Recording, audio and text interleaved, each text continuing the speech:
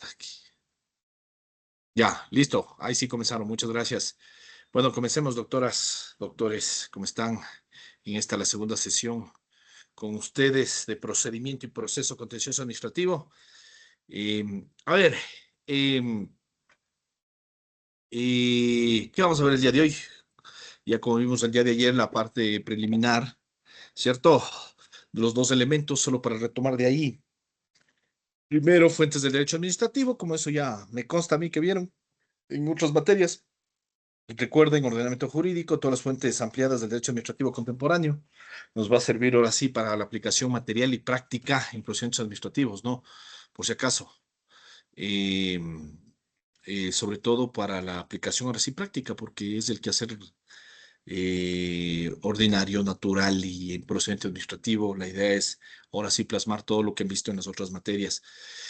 Y el segundo elemento que vimos de las categorías jurídicas del derecho administrativo, acto de simple administración, acto normativo de la administración pública, hecho administrativo y contrato administrativo, pues todos los conjuntos de esas categorías jurídicas del derecho administrativo es lo que convergen en un procedimiento administrativo, sea de manera organizada, ¿sí? Para conseguir un fin. Habrá que ver qué tipo de procedimientos administrativos se dan finalmente para determinar, ¿sí? Para determinar cómo se organizan esos actos administrativos finalmente, ¿cierto? Pero el procedimiento administrativo es un conjunto de todos esos tipos de categorías que me consta a mí que vieron en otras materias. Ahora bien, de esta segunda sesión, ¿qué es lo que vamos a ver? Obviamente, no con una precisión, bueno, con algunos casos sí con precisión, pero la idea es ver un recuento histórico, al menos a nivel Ecuador, del procedimiento administrativo y proceso contencioso administrativo. ¿Por qué hacemos esto en esta sesión? Porque sí vale la pena ver algunos elementos que nos trae a lo que estamos hoy por hoy viviendo como actualidad del procedimiento administrativo y proceso contencioso administrativo, quizá para los más jovencitos, ¿sí? Quizá para los más jovencitos, porque justo con la consulta que nos hizo la doctora Gallegos ayer pueden darse cuenta que a veces el recordar de dónde vienen los temas, de cómo se desarrollaron quizás un procedimiento o un proceso o un juicio de manera anterior, nos aclara quizá ciertas dudas o nos da ciertas luces muchas veces de cómo resolver un procedimiento hoy por hoy, o incluso el conocer la historia siempre nos da luces de por qué las cosas son como son ahora. Siempre hay que recordar, hay que entender qué pasó antes para entender por qué funciona hoy, cómo funcionan las cosas. Sobre todo en nuestra materia y esta que es procedimiento y proceso contencioso administrativo, para entender por qué en contencioso administrativo tenemos un tribunal contencioso administrativo de única instancia, que yo siempre les llamo la atención en eso, ¿sí? Tenemos un tribunal de única instancia, entonces siempre no les digo que eso con categorías morales de que está bien o mal, no, por si acaso, pero desde una perspectiva académica siempre hay que entender el por qué. Siempre hay que entender por qué y de dónde salió eso y por qué funciona así, porque tenemos la sala de la Corte Nacional de Justicia también, de dónde sale eso. Porque si usted se va a dedicar a procedimiento administrativo y proceso contencioso administrativo, también hay que entender cómo funciona el tema, porque de ahí tenemos ciertas respuestas, eh, eh, incluso de por qué ahora tenemos el Código Orgánico Administrativo, ¿sí? E incluso el porqué de las deficiencias de la normativa actual. ¿Cierto? Por eso es que siempre hay que regresar un poco atrás. Tampoco es que yo estuve en en el Consejo de Estado, por ejemplo, de la Constitución de 1897, pero algo se lee, algo se ve, algo se entiende de ahí, ¿cierto? O en la creación del Tribunal Contencioso Administrativo de 1967, pues no es que no estuve ahí, pues, pero vale la pena revisar una referencia de eso. No pude cargarles el día de hoy porque no encuentro mi flash memory, pero en la plataforma voy a tener una lectura que es bastante interesante y hace un muy buen resumen de un libro del doctor Edgar Neira Orellana de la jurisdicción contenciosa administrativa. Les voy a subir la parte pertinente.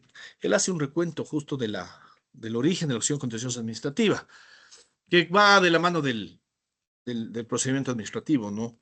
Y ahí hay unas pautas, que es lo que vamos a conversar el día de hoy, ¿sí?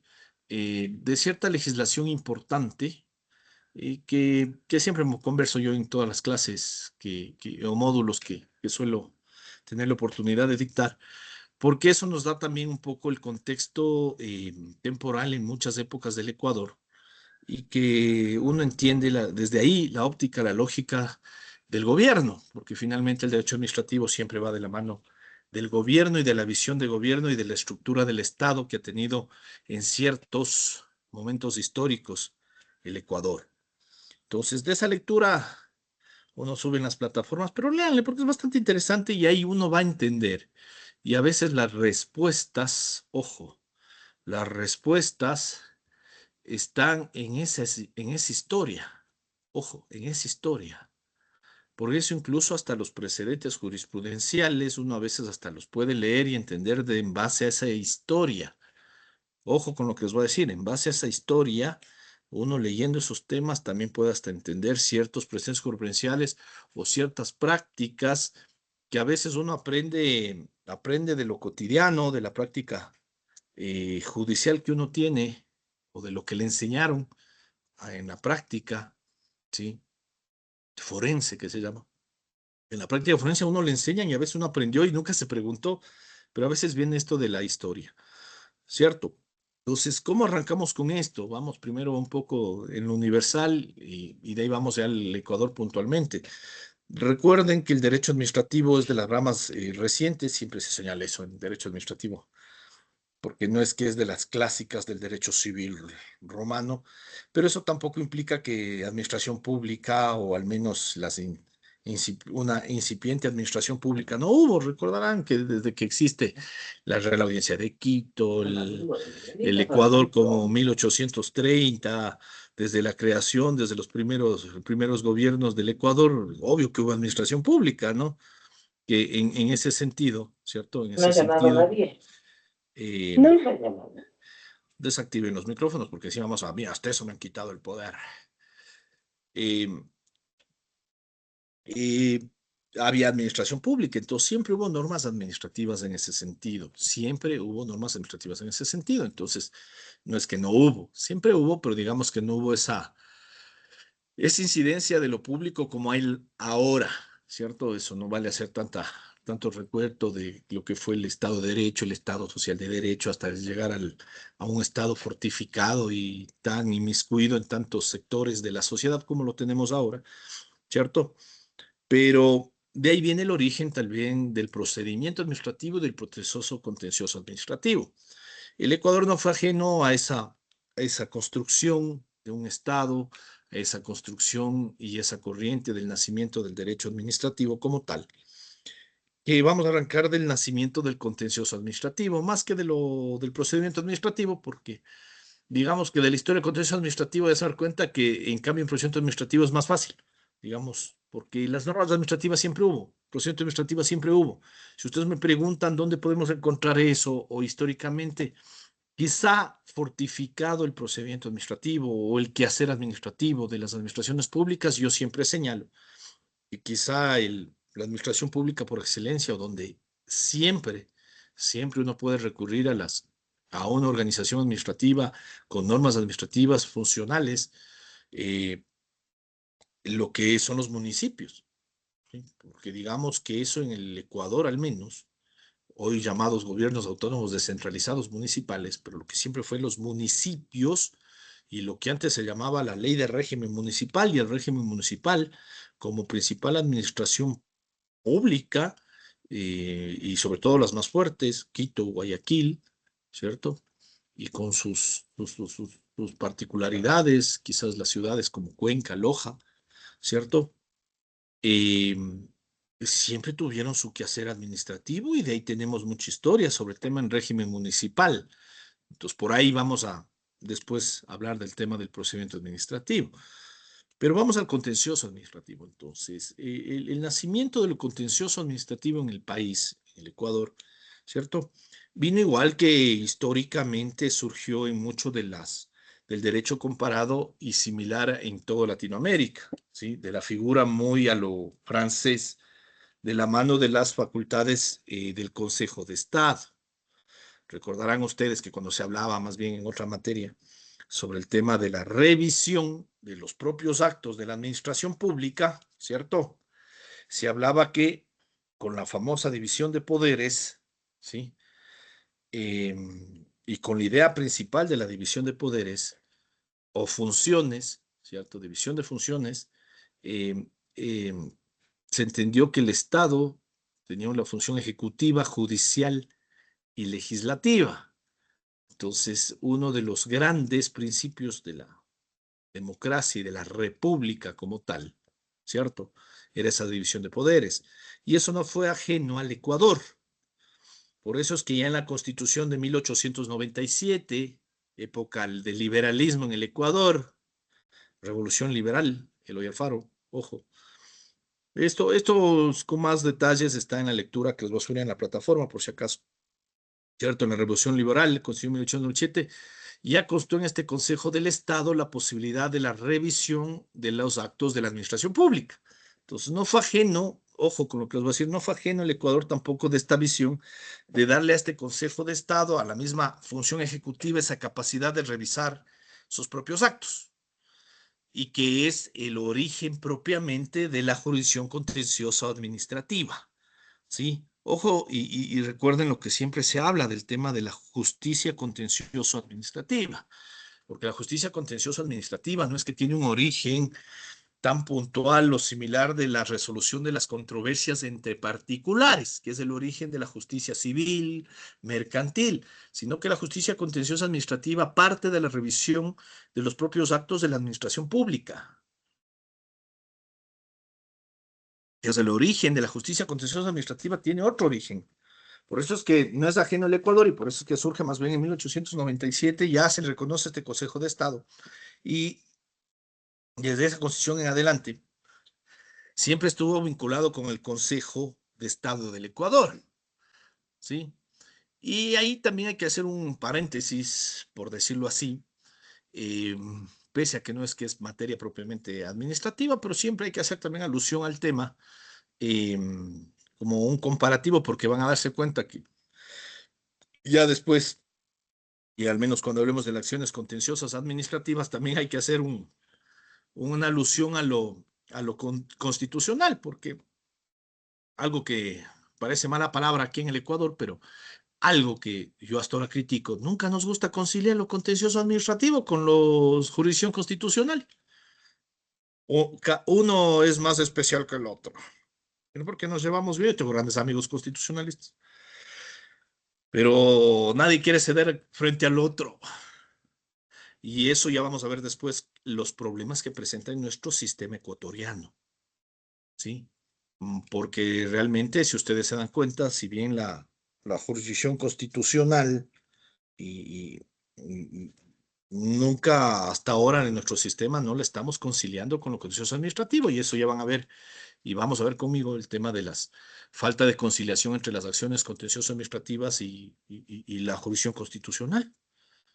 Es una locura. Por eso pasa lo que pasa en este país. Pero como ya lastimosamente a nuestro sistema no nos gusta conciliar las cosas. Pero recuerden que también el tema de constitucional, queramos o no, el origen también del control constitucional y que después terminó siendo el Tribunal Constitucional y hoy por hoy la Corte Constitucional también salió de las facultades que tenía el Consejo de Estado, ¿no? Por si acaso. Entonces resulta que somos del mismo origen, pero después nos desconocemos. Por eso hago ese paréntesis, ¿no?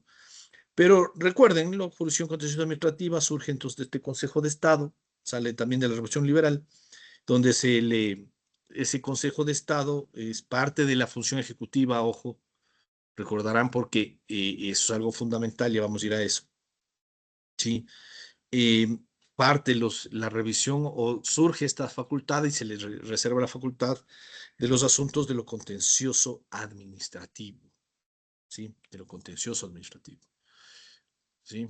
Entonces, así se concibió durante muchos años, ¿sí? Durante muchas décadas. Y así es como es el origen propiamente de la justicia contenciosa administrativa en el Ecuador propiamente. Y de ahí, con los otros hermanos que tenemos, de los que hacemos derecho público, con los que también nos peleamos, o sea, somos peleados entre los constitucionalistas, los contenciosos, los administrativistas y los tributarios, y todos hacemos derecho público. Otra gran verdad, en cambio, en el Ecuador es que el desarrollo del derecho, de lo contencioso administrativo y, ojo, también del derecho administrativo en sí y el procedimiento administrativo, también se fortalece más bien con el desarrollo del derecho tributario. Cuando uno dice esto, los del derecho tributario sonríen y después cuando uno dice, vea, pero derecho tributario, bien o mal, también es administrativo, entonces ahí se pelean, le hacen malas caras a uno. Total, derecho público nomás. Total, yo por eso me peleo con los unos, con los otros, no me quieren los administrativistas, no me quieren los tributarios, y tampoco me quieren los constitucionalistas, pero es la verdad, al final es derecho público. Los publicistas. A la final, a la final todos somos abogados. Pero un gran desarrollo, y más bien muchos de los principios del derecho administrativo ecuatoriano, surge más bien con la estructuración, con la consolidación más bien del derecho tributario, ¿sí? Porque más bien el derecho tributario, el procedimiento tributario y la justicia tributaria o contenciosa tributaria tiene una consolidación más temprana. Porque en 1959, ¿sí? Ojo, se crea el Tribunal Fiscal. Entonces, recuerden también los asuntos fiscales, por decirlo así, también los revisaba el Consejo de Estado, ¿no? En el Ecuador.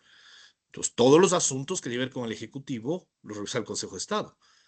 Pero la consolidación en materia tributaria se la realiza en 1959 con la creación del Tribunal Fiscal.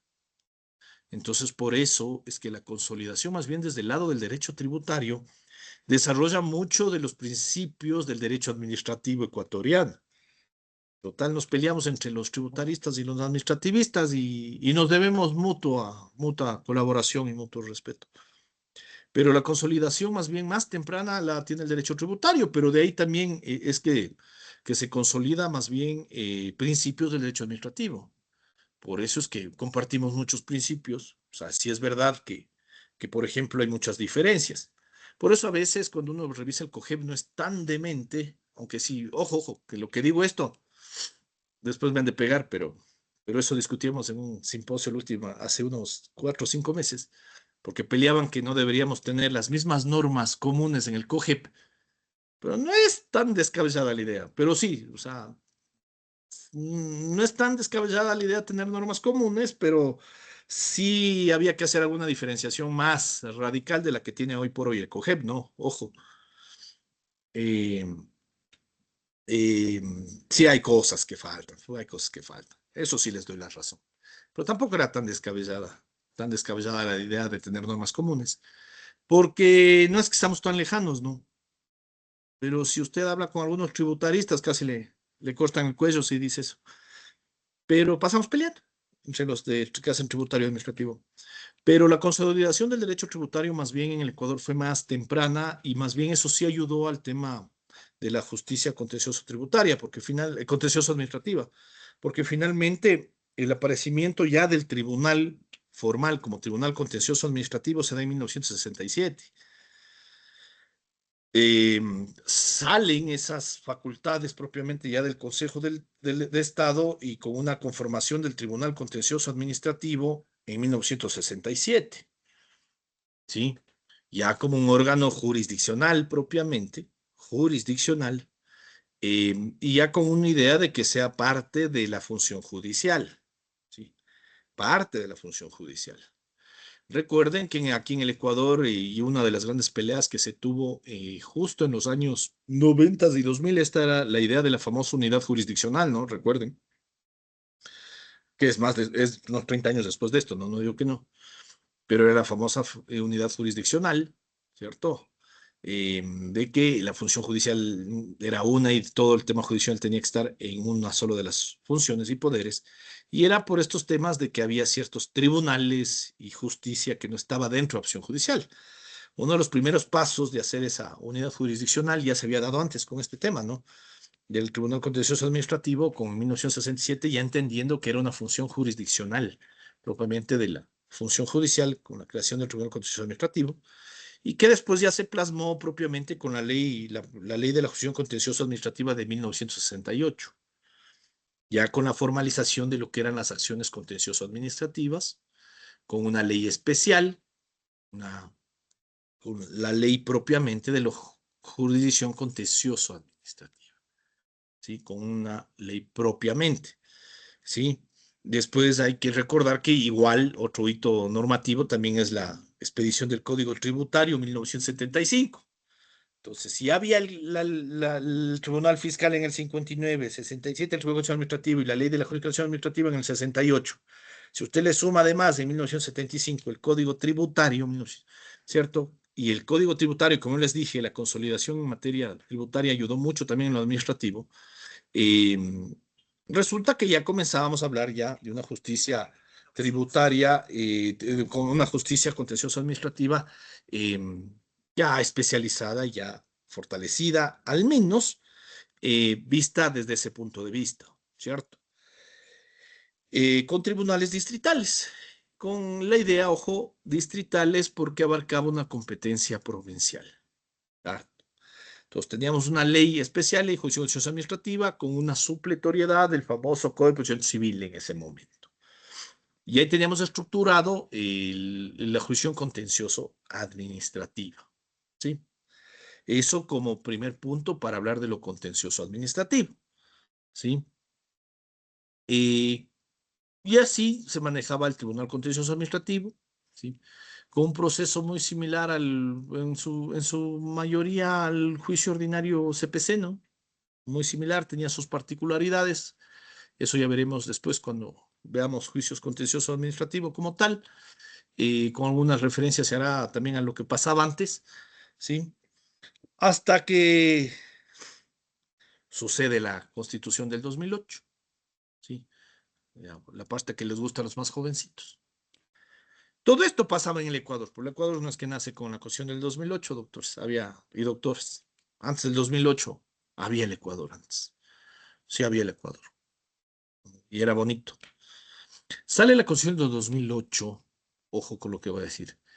Sale la Constitución del 2008, y si usted hace una comparación de lo que decía la Constitución de 1998 con el artículo que tiene de la función judicial con la del 2008, resulta que desaparece el Tribunal Distrital de lo Contencioso Administrativo y Contencioso Tributario, que en ese tiempo me parecería anecdótico, pero pasó.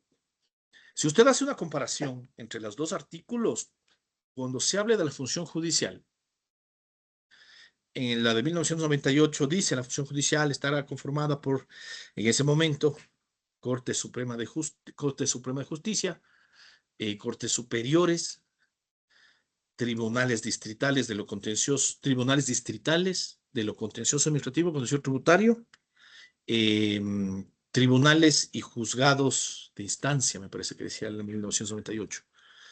Usted va a la del 2008, Corte Nacional, Cortes Provinciales, Tribunales y Juzgados de Instancia. Y otros órganos auxiliares, así dice, si no estoy mal. Más o menos palabras. Pero desaparece. En la del 98 hay una mención especial a los tribunales distritales. Entonces, claro, uno decía, no sé si sería un gazapo que se llama, o hicieron intencionalmente, pero desaparecieron. Entonces, como tipo anecdótico, no decía que quieren desaparecerle, no quieren desaparecerle. Pero en el 2000, en la Constitución, y hasta ahora no se ha arreglado eso, no, por si acaso. En la del 2008 desaparece. Y claro, cuando los que estuvimos ahí, porque ahí sí ya estuve yo, ahí sí ya nací, crecí, ya estaba ahí. Se vuelve anecdótico porque, claro, cuando sale el Constitución en 2008, uno se queda y decía esas, esas omisiones a la gente que somos desconfiada.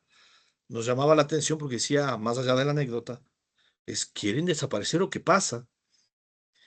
Pero hubo toda una temporalidad en que no, o sea, al menos normativamente no existían. Obvio que seguían funcionando, nadie dice que no. Pero constitucionalmente no estaban mencionados y hasta ahora no están. Y para continuar con la anécdota, sale el Código Orgánico de la Función Judicial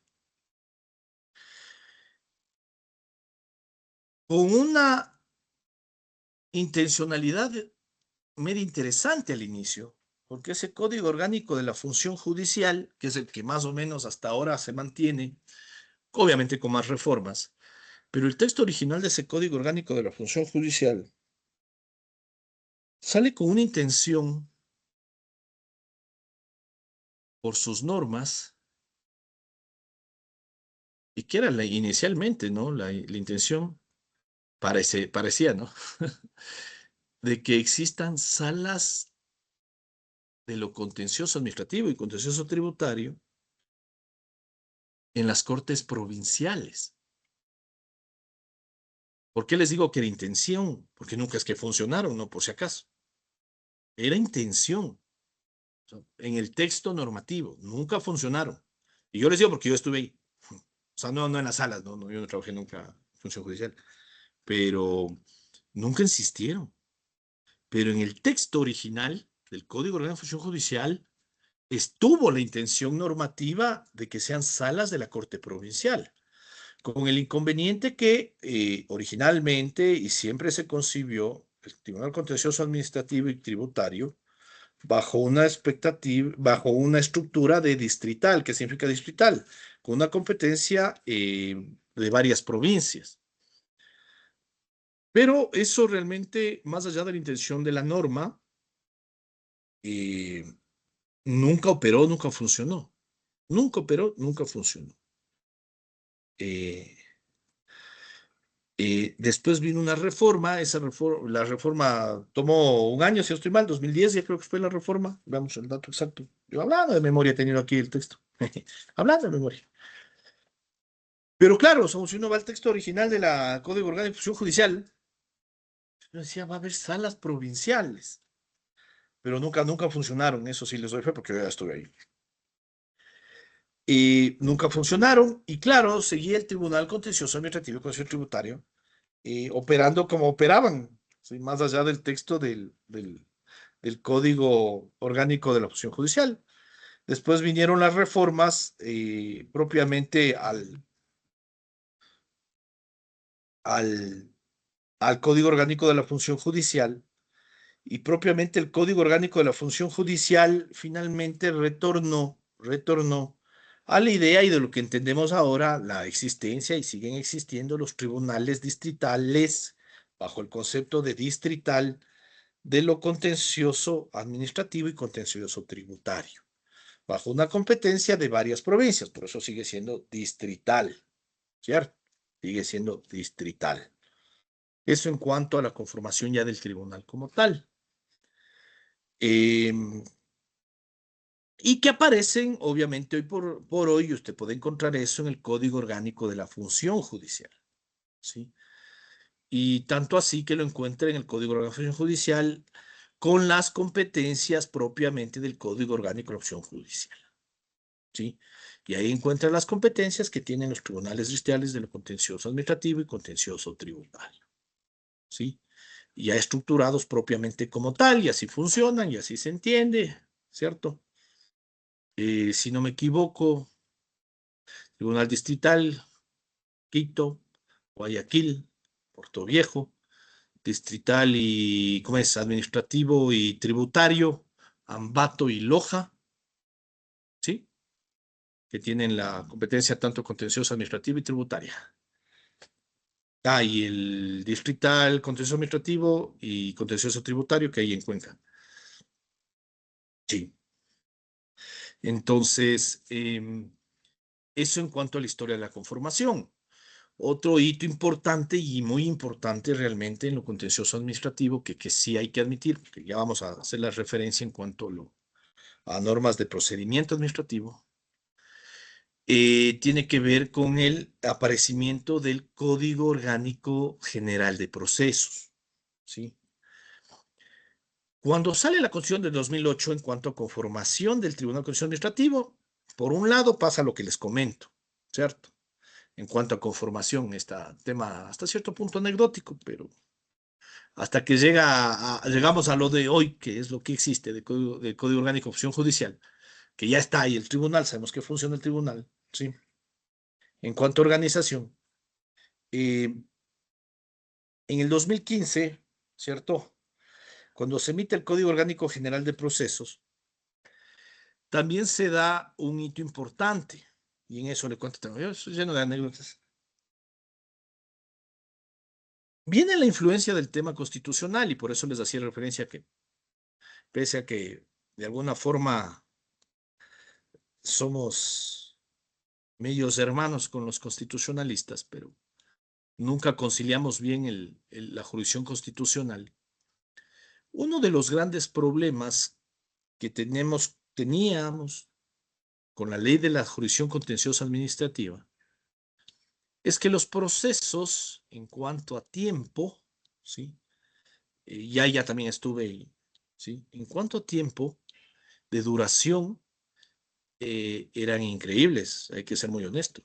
Había juicios que usted podía tener tranquilamente, eh, terminarlos en 10 años. Y es la verdad, la verdad. Tenía hasta 15 años. Un socio acá de mi estudio jurídico, ¿qué pasó eso? Antes de pandemia le pasó eso. Obtuvo la sentencia después de 13 años. Acabó un juicio. Por suerte había firmado un contrato de patrocinio, entonces ya con el contrato y ganando todavía. Ganó después de 13 años a buscarle al cliente y a cobrarle los honorarios. Pero la realidad es esa, doctores y doctoras, eso hay que ser honesto. Porque la ley de la jurisdicción contenciosa administrativa, igual, y ojo que eso también pasaba en otras materias, ¿no? Muy al proceso, ¿sí? Al proceso del CPC, Código de Procedimiento Civil. Entonces, ¿qué era lo que sucedía? ¿O qué es lo que sucedió? Y cuando sale la jurisdicción constitucional y el avance de la jurisdicción constitucional, sobre todo con la creación del amparo constitucional, yo he hecho el jovencito, ayer hice una imprecisión, si hace 15 años, no, si hace 30 años, ¿no? Yo he hecho el jovencito 15 años, no, si hace 15 años, recién estamos con la del 2008, ya acción de protección. Cuando salen las acciones constitucionales o toman fuerza, por decirlo así. Yo he hecho el jovencito 15 años, ¿no? Sí, amparo constitucional 95, 96. Estaba con la acción del 98, estamos hablando de eso, ya es 30 años, más, 40. ¿Qué sucedió con la jurisdicción contenciosa administrativa? Y era algo que yo sostenía en el año 2010. Estamos hablando eso sí, hace 15 años. Yo sostenía, ahora ya no sostengo lo mismo porque las reformas normativas cambian.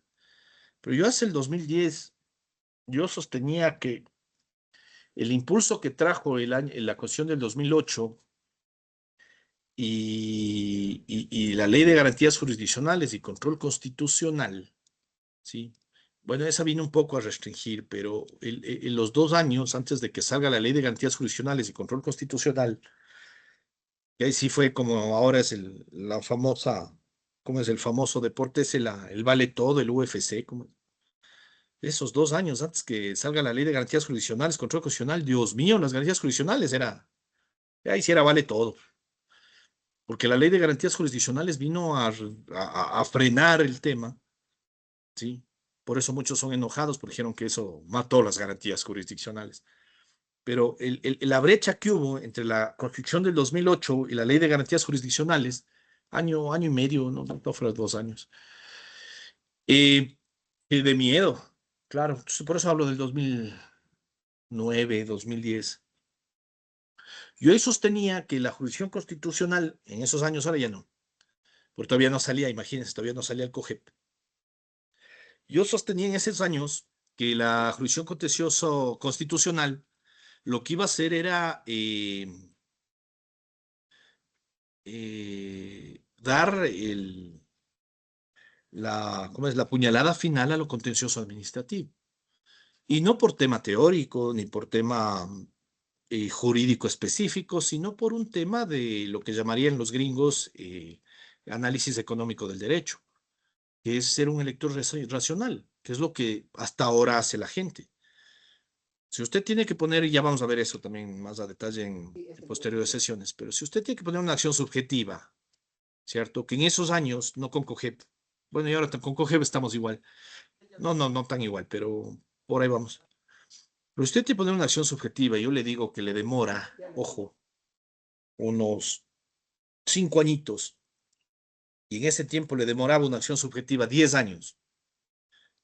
Y le digo que una acción de protección eh, le tarda 6 meses, ¿cierto? Y si es político, le tarda 15 días, porque así es la verdad, es la triste historia del país. ¿Qué escoge? No por teoría, no porque realmente la acción que corresponde es una contencioso administrativa, propiamente, por su naturaleza, sino que la gente, y eso está haciendo ahora, seamos honestos, no es porque ya vamos a analizar cada objeto y cuál es la diferencia entre lo uno y lo otro, em, pero si usted se pone a pensar, lo que va a hacer cualquier persona es elegir una acción de protección nomás, y así ha hecho. Entonces, por eso es que yo en el año 2009, 2010 sostenía que realmente la jurisdicción constitucional, no por lo teórico ni porque el objeto iba a ser, ya vamos a ver cuál es la diferencia entre el objeto, la pretensión y eso ya más adelante, pero las acciones constitucionales por simple conveniencia, tiempo, costo y tiempo, ¿sí? Por eso digo que es a lo gringo, análisis económico del derecho. Eh, y van a dar la puñalada final a lo contencioso administrativo nomás. Recuerden lo que les decía, si a la Constitución ya no les hacíamos constar. Y en ese tiempo el Código Orgánico de Acción Judicial ponía que iba a haber salas de la Corte Provincial y nunca la crearon. Pues ya con más la Constitucional, las acciones constitucionales, ya de una vez matémosles a la jurisdicción contenciosa administrativa. Entonces, cada vez las acciones iban a caer en desuso. Ese era algo que yo medio sostenía, tampoco es que dije, podía suceder.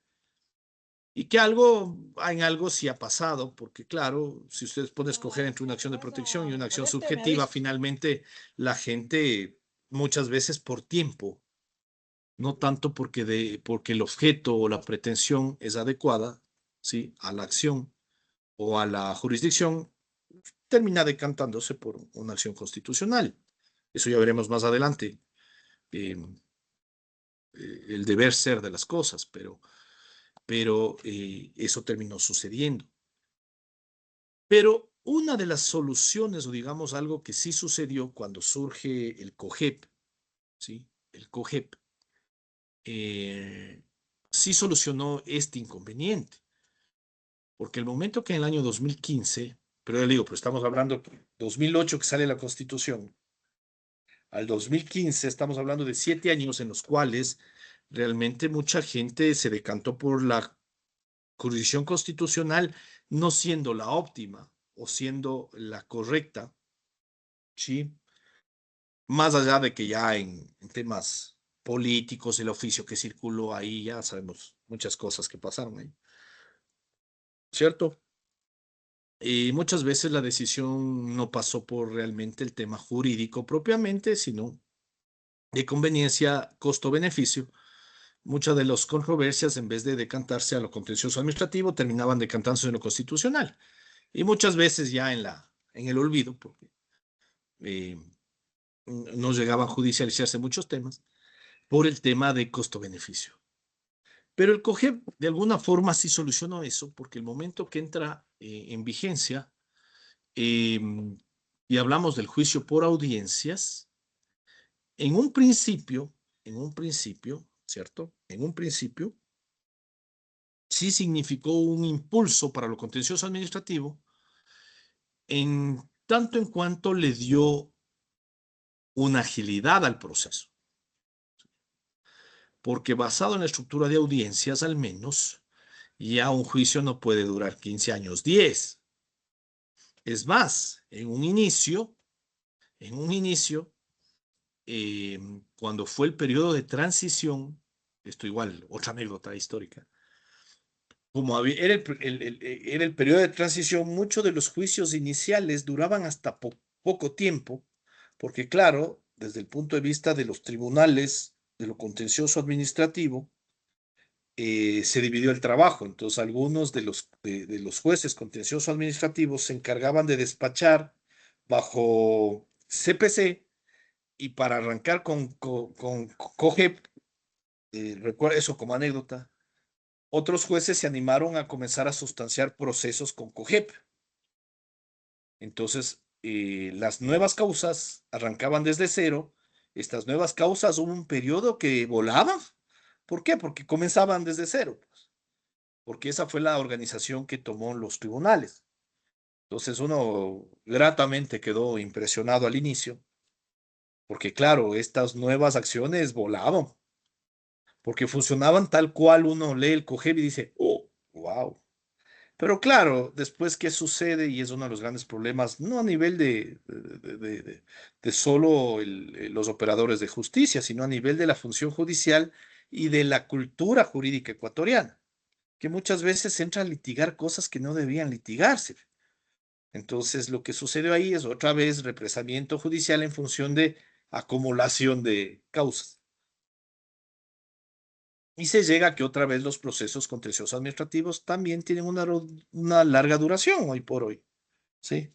Hoy por hoy también tienen una larga duración y hay que ser honestos en eso. Y todos sabemos, ¿sí? Y todos sabemos eso, ¿sí? Todos sabemos eso. Tienen una duración que es extensa, ¿sí? Ya no los 15 años, pero tampoco es que dura 6 meses, eso estamos clarísimos, ¿cierto? Estamos clarísimos. Pero el COGEP sí lo que hizo, bien o mal, sí fue mejorar el tiempo de respuesta. Entonces eso sí le dio unos nuevos aires al contencioso administrativo, sin lugar a dudas. Ahora, cuando entró en vigencia esto del COGEP, hubo unos pasos medios interesantes que vale la pena contarlos y que en la lectura ustedes también pueden verlos. eh, y que vale la pena contarlos porque fueron una de las experimentos que se buscó. Porque algo que también eh, define a la jurisdicción contencioso administrativa y que de alguna forma en derecho comparado ustedes pueden encontrar y que define sí a la justicia contencioso administrativa ecuatoriana, es que está conformada por un tribunal. ¿Qué significa eso? Que usted siempre va a tener 3 jueces, porque tiene salas. ¿Sí? No es que tiene un juez, un juez, solo un juez. Usted me puede, eso es para sentarse a discutir conformaciones de tribunales, de jueces, de unidades judiciales o cómo se estructuran sistemas judiciales, ¿cierto? Pero mucho de estas discusiones, recuerden, hace algún tiempo se estaba hablando del Tribunal de Cuentas en temas de Contraloría y ahí se estaban discutiendo el por qué debería ser un tribunal y no solo una persona. Cuando se habla de conformaciones de justicia y de estructuración de sistemas judiciales, siempre se discute estos temas de o si es un órgano colegiado o solo unipersonal, pero nuestro sistema, al menos de justicia contenciosa administrativa, siempre ha estado marcada en función de un tribunal, o sea, siempre ha sido de salas, es decir, de un tribunal en función de jueces, ¿sí? Conformada siempre por jueces, no solo no solo un juez, ¿sí? Que eso sí marca también un sistema que determina que debe haber al menos, ¿sí? Una convergencia de criterios, ¿sí? Una convergencia de criterios. ¿Por qué hago alusión a esto? Porque hubo un momento en la conformación del Tribunal Contencioso Administrativo que el Consejo de la Judicatura, eh, en búsqueda de agilitar el proceso contencioso administrativo, poniendo ahí un señalamiento que, ojo, es algo importante que sí tenemos que señalar, eh, que siempre el contencioso administrativo, y eso quizás es uno de los orígenes del problema, que si el contencioso administrativo es el que revisa las actuaciones de la administración pública, hay que ser honesto, siempre va a ser incómodo al poder, pues, ¿se me entiende? O sea, de naturaleza siempre será incómodo al poder, siempre. Entonces, querramos o no, el gobierno, la administración de turno, va a tener eh, alguna incidencia, para bien o para mal, ¿sí? Según interés en la no sé si en la conformación, por decirlo así, por la palabra, pero digamos que alrededor de la historia ha tenido alguna, algún interés en cómo funciona. Entonces, por eso es que hay que contar estas historias, historias y anécdotas. Pero el Consejo de la Judicatura tuvo unos experimentos ahí y que en la lectura puede encontrarle y que vale la pena mencionar, que es con las resoluciones en el año 2013, las resoluciones 054 y 061 del 2013 del Consejo de la Judicatura, que ahí hicieron un experimento, ¿cierto? Experimento raro, pero con la intención de agilitar, disque, los procesos contenciosos administrativos. ¿En función de qué? Como yo les decía, el Tribunal Contencioso Administrativo y el Consejo Tributario, ¿cierto? Pero el Contencioso Administrativo, que es el que estamos hablando, está conformado por un tribunal, ¿cierto? Entonces, como tienen que participar estas salas y este tribunal y tres jueces, obviamente la ausencia de un tribunal, por ejemplo, un tribunal fijo, la ausencia de uno de los jueces de un tribunal fijo, ¿qué implica? Por ejemplo, en una ausencia de lo que se tenía antes visto, planificado, es que no se pueda llevar a cabo, por ejemplo, una audiencia, supongamos, ¿sí? En una estructura anterior, ya vamos a ver después cómo terminó dándose el tema. Porque claro, si son salas fijas, tribunales fijos, tienen que estar los tres, ¿sí? ¿Sí o no? Porque si no, ¿cómo funciona el tema? O por ejemplo, si son un tribunal, se organizan, ¿no es cierto? Siempre debe haber un juez sustanciador. Y los jueces también son humanos, pues doctores. Los jueces también descansan, se enferman, se ausentan, tienen comisiones, ¿sí? Entonces, ¿qué es lo que sucedía? En ese momento el Consejo de Judicatura en su cabeza pensó que una de las causas por las cuales se represaban los expedientes, se represaban los juicios, era eso. Entonces, en el 2013, la idea o la propuesta que hicieron era crear los famosos pool de jueces, ¿cierto? Y ahí incluso comenzó a llamarse en algún momento hasta Unidad Judicial Contenciosa Administrativa. Querían implantar esa idea en una nueva conformación de la justicia contencioso administrativa, que es esta idea del pool de jueces, que la competencia no radicaba en un tribunal o en una sala específica, ¿cierto? Sino que había varios jueces, ¿cierto? Y que esos jueces despachaban en función de cómo les llegaban, ¿cierto? Es como que todo, como es un pool de jueces, es como usted tener un pool de 10 jueces. Entonces los 10 jueces despachaban en función de la competencia que ejercían de lo contencioso administrativo. Entonces, claro, si el juez, perdón que les ponga números, no es por faltar a la señoría de los jueces, sino que para explicar esto didácticamente, es como tener 10 jueces, el juez 7 cae enfermo y si ese día a él le tocaba despachar algo, da lo mismo que despache el juez 5 porque es un pool de jueces, ¿se me entiende? Entonces, si el juez sustanciador era el 5 y cae enfermo, pues me da lo mismo que despache el 7. Y si el 5 era el sustanciador y el 7 está llamado a reemplazarle, pero el 7 estaba, no sé, en una comisión oficial en Guayaquil por algo, pues entonces mira, despacha tú con juez 1, porque resulta que, claro, el término vence, tienes que de este juicio emite despacha esta providencia. ¿Sí me entiende? Entonces, esa idea de pool de jueces sale en función de estas famosas resoluciones y en función de eso, además, la otra resolución lo que hace es resortear las causas. Pero como hacemos todo en este país, totalmente, finalmente, lo que se volvió más bien fue causales para retrasar más los procesos. Doctora, dígame. Sí, Doctora Doc. Lara. Buenas noches, doctor. Buenas noches, Buenas compañeros. noches. Sí, lo que quería mencionar era Sí, que súper. justamente el pool de jueces era en función de los 3 jueces que conformaban el tribunal para cada causa. Por ejemplo, claro, con la reforma del 2013 y la inclusión de nuevos jueces, porque anteriormente a esta reforma el tribunal estaba constituido por 2 salas y pasaba el problema que usted nos explicó. Entonces, en el Exacto. 2013, si no me equivoco, en marzo y en julio del 2013 se incluyeron nuevos jueces contencioso administrativo.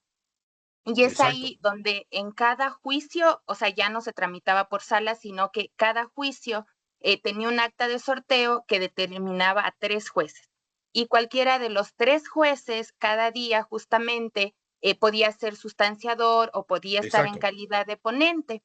Entonces lo que pasaba es que todo el personal, digamos, trabajaba con todos los jueces y Exacto. claro, y eso fue lo que generó más adelante el cuello de botella para que las causas se vayan retrasando, lo cual demuestra que la inclusión de nuevos jueces no es que subsanó el problema que ya venía acarreando la justicia contenciosa administrativa. Exacto.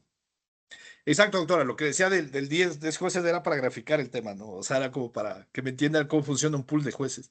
Pero efectivamente, gracias, doctora. Cosa aclaración es en función de cómo funcionó ya las salas. Lo que le explicaba lo del pool es más o menos cómo funciona una estructura de pool de jueces. Sí, pero efectivamente ya con las salas, contencioso administrativo en el caso específico, así funcionó. Entonces, claro, esas dos resoluciones pusieron eso ahí. Realmente, ¿qué te iba a dar? Doctora Jocelyn Estefanía, desactive su micrófono. El problema es que no puedo hacerlo yo o alguien, si puede, delegada. O sea, a mí me bloquean, yo que debería tener habilitado todo. Entonces, eso sí, hay que verle el tema histórico porque, ya les digo, eso también vale la pena comentarlo porque, claro, eso nos denota. Doctora Jocelyn Estefanía, por favor, que no sé dónde anda, pero usted es la que me interrumpe. Gracias. Entonces, les cuento esto porque igual en la lectura está un poco más detallado esto. Porque, claro, esos experimentos, no, o sea, la intención en teoría era, o sea, la idea que se tenía es que supuestamente estas ausencias que no permitían la conformación de las salas, o sea, de las salas del tribunal, por decirlo así, supuestamente era el por qué supuestamente no funcionaban los tribunales. Y la idea de hacer el pool era, claro, completemos de alguna forma, o porque el sustanciador no asiste, ¿cierto? Se retrasa una causa puntual, pero resulta que, claro, como si el otro le puede suplantar, entonces va a funcionar más fácil. Pero resulta que la medicina fue peor que la enfermedad, que finalmente se derogaron esas resoluciones. O sea, realmente, y el efecto fue devastador, porque resulta que la medicina fue tan, tan,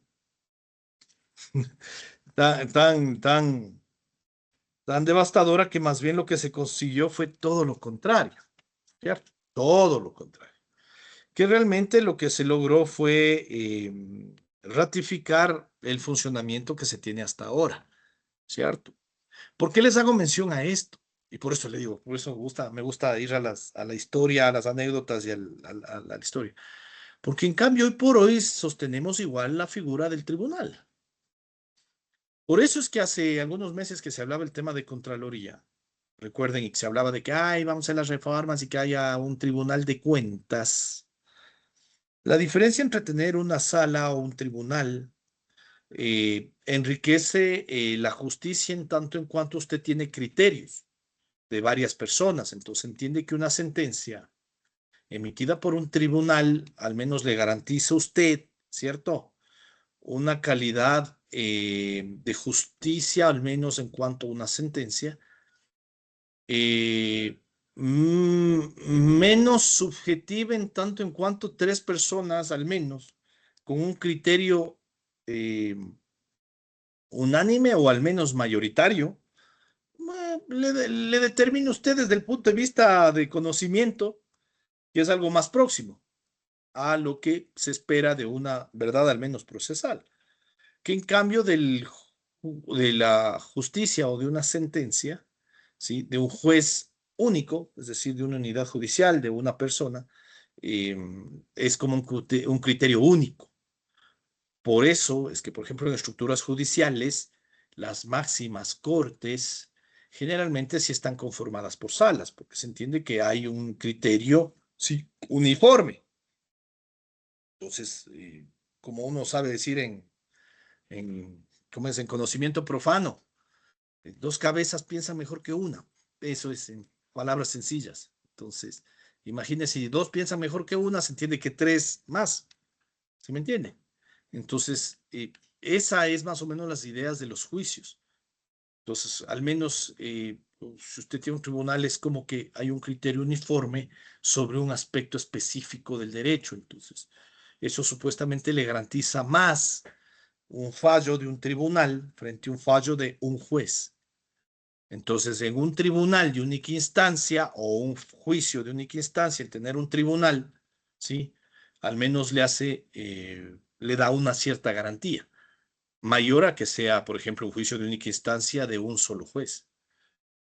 ¿Sí me entienden? A lo que voy. Entonces, más o menos la lógica de estructuras judiciales van por ese camino.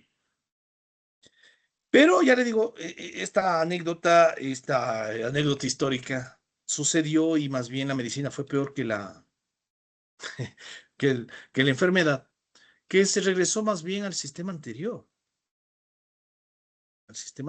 y hoy por hoy tenemos las salas conformadas, los tribunales conformados, eh, tribunales de hecho ahora ya firmes, o sea, salas y tribunales firmes, ¿cierto?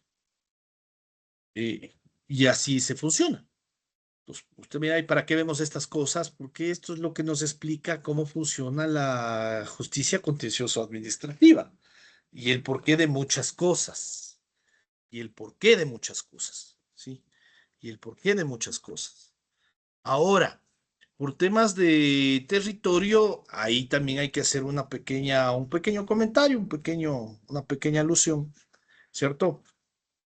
Es que queramos o no, como el tema administrativo, y ahí sí eh, hay que ser un poco severo en las palabras, pero queramos o no, el contencioso administrativo que representa la administración pública, sin lugar a dudas, el quehacer de la administración pública en un país como el Ecuador, por cómo se originó, cómo funciona, sin lugar a dudas ha determinado que la mayor cantidad, ¿sí? O la mayor cantidad de causas o el mayor quehacer en cuanto a contencioso administrativo se ha centrado en Quito como sede de la administración pública por ser la capital de la mayor cantidad de administraciones públicas, y Guayaquil en función de ser un polo comercial. Entonces, por eso, ojo, no estoy diciendo que para eso sea bueno o malo, pero o sea, eso hace que, bien o mal, ¿sí? A diferencia de quizás otras materias, la exigencia o la cantidad o el avance en algunas materias contencioso administrativo finalmente se represan más en Quito y en Guayaquil, y quizás con mayor fuerza en Quito por ser mucho el quehacer de las sedes de gobierno, ¿sí? La sede de gobierno. Más allá de que la competencia de los tribunales sea distrital, es decir, de varias provincias, ¿sí? Pero Quito y Guayaquil han centralizado, porque es un país centralizado, queramos o no, ¿sí? Para bien o para mal, el quehacer del tema. Y donde hay más causas represadas sobre ese asunto, ¿cierto? Sí, cierto, sobre este tema. Esto como cuestión de historia, obviamente con pasos gigantes, todo por eso les recomiendo leerlo. La lectura les va a subir a la plataforma porque nos interesa este contexto histórico, porque nos trae a cómo está funcionando el contencioso administrativo ahora y cómo funcionaba antes y cómo hacemos justicia contencioso administrativa y por qué ciertas acciones son lo que son, ¿sí? Ahora, esto en cuanto a justicia contenciosa administrativa. Ahora, a la par de esto, vamos ahora a ver cómo funcionó el procedimiento administrativo. Usted dice, ¿por qué funcionamos al revés? ¿Por qué era de ver lo otro y no esto? Porque en cambio el procedimiento administrativo digamos que estuvo un poco a la par de la función contenciosa administrativa, pero en cambio en procedimiento administrativo hay que dar unos saltos un poco más al lado económico y del funcionamiento del gobierno, que no es tan ordenado como lo contencioso administrativo. ¿Qué sucedió con el procedimiento administrativo? Ahí, mirando la página.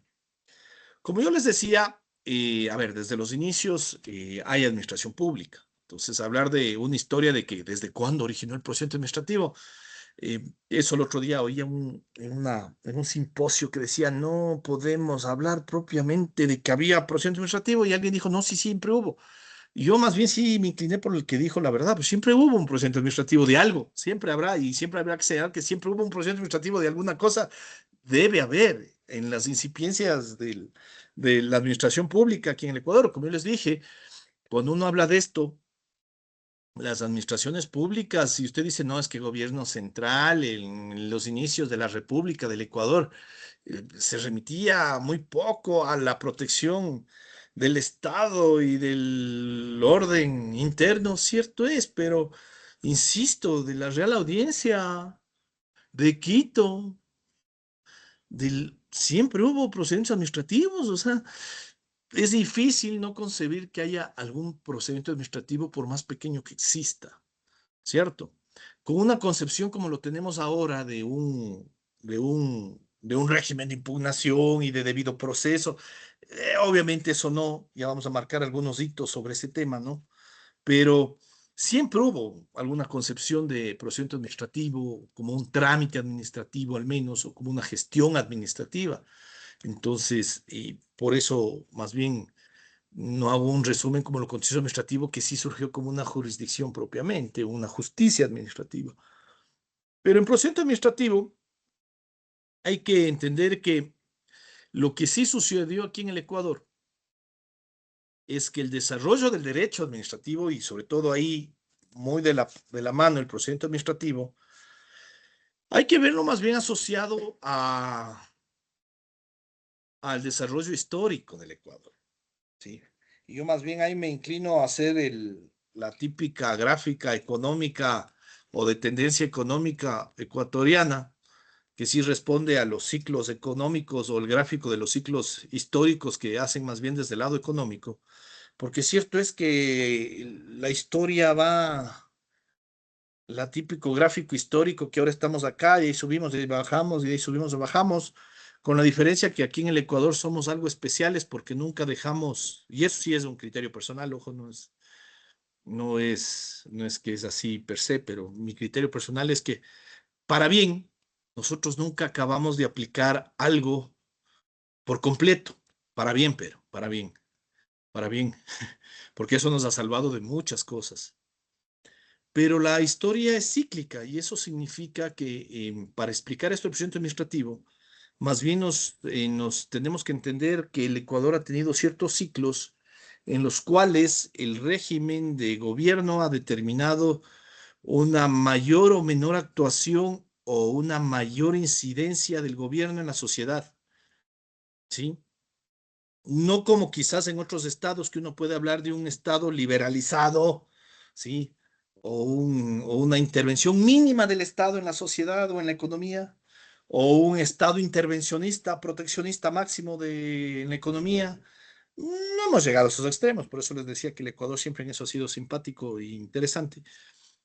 Pero el Ecuador sí ha participado de algunos momentos históricos y medios cíclicos, en los cuales uno sí puede hacer una diferenciación de momentos y focalizar ciertos puntos normativos, no irnos muy atrás porque tampoco creo que nos es tan conveniente, para hablar del procedimiento administrativo.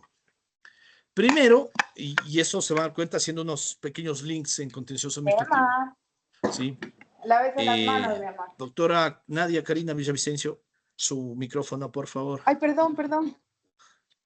Eh, el primer momento histórico económico, el boom petrolero, y se van a dar cuenta que es años 60, que yo siempre recuerdo, y eso que los más jovencitos piensan que el único boom petrolero con el que sabemos, ¿no? En el año 60, el boom petrolero, y yo siempre refiero a ese porque cuando uno habla con los, con los que vivieron esa época, ese significó para bien o para mal, y no por ensalzar a los unos ni satanizarlos, pero ese implicó un cambio al Ecuador, pero ese sí, 180 grados, porque el Ecuador dejó de ser agrícola, ¿cierto?